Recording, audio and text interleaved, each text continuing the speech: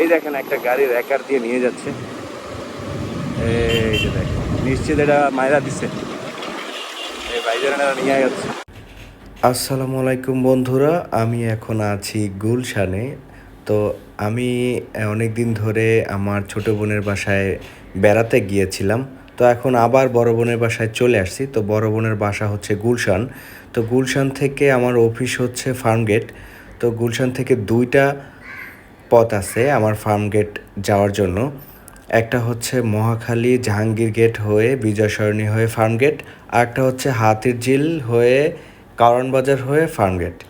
তো সবসময় আমি একটা জিনিস খেয়াল করেছি যে আমার মহাখালী হয়ে জাহাঙ্গীর গেট হয়ে ফার্মগেট যেতে ভালোই সময় লাগে, ওখানে অনেকটা পরিমাণ জ্যাম থাকে।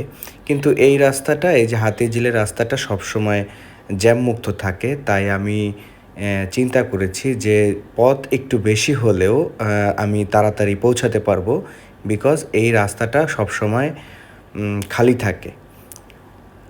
তো কী আর করার, আজকে একটু ট্রায়াল দিলাম যে এখান থেকে সময় কতটুক লাগে আর এখান থেকে তেমন জ্যাম আছে কি না সেটা একটু দেখার জন্য। তো আজকে হাতিরঝিল থেকেই রওনা দিলাম, আপনারা দেখতেই পাচ্ছেন এটা হচ্ছে হাতিরঝিল। তো দেখা যাক কি পরিমাণ জ্যাম থাকতে পারে। আমার মনে হয় না মোটরসাইকেলের জন্য যে যতটুকু জ্যাম দরকার ততটুকু জ্যাম হবে না আমার জন্য। তো চললাম, ভালোই রাস্তা খালি আছে, ভালোই যাচ্ছি, ভালোই লাগতেছে।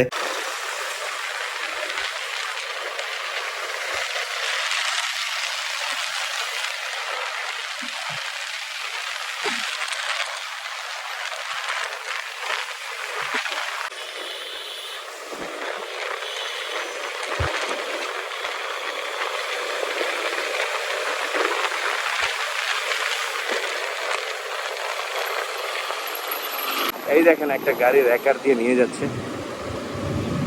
এই যে দেখেন, নিশ্চিত এটা মাইরা দিচ্ছে, এই ভাইজানেরা নিয়ে যাচ্ছে।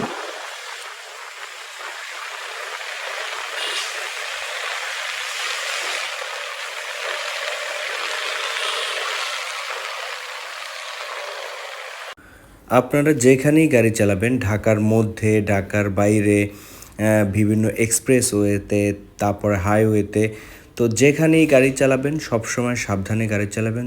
বিকজ আপনার জীবনের মূল্যটা কিন্তু অনেক বেশি আপনার সময়ের চেয়ে। হয়তো আপনি আপনার বাবা মার একমাত্র সন্তান, অথবা হয়তো আপনি আপনার পরিবারের খুব গুরুত্বপূর্ণ একজন ব্যক্তি, হয়তো আপনি একজন আপনার পরিবারের উপার্জনের প্রথম মাধ্যম, একটাই মাত্র মাধ্যম। তো আপনাকে সবসময় একটু সাবধানে চলাই সব থেকে ভালো হবে আমার মনে হয়।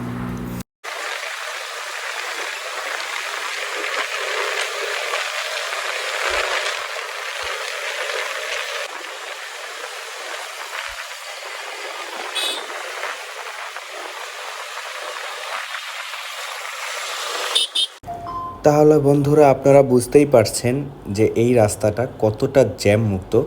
আসলে অফিসে যাওয়ার সময় আপনার মনটা আসলেই অনেক ভালো করে দিবে এরকম স্পিডে গাড়ি চালালে, কোনো জ্যাম ছাড়া গাড়ি চালালে, আর এরকম একটা পরিবেশ থেকে গাড়ি চালালে আপনার মনটা আসলে অনেক ভালো হয়ে যাবে।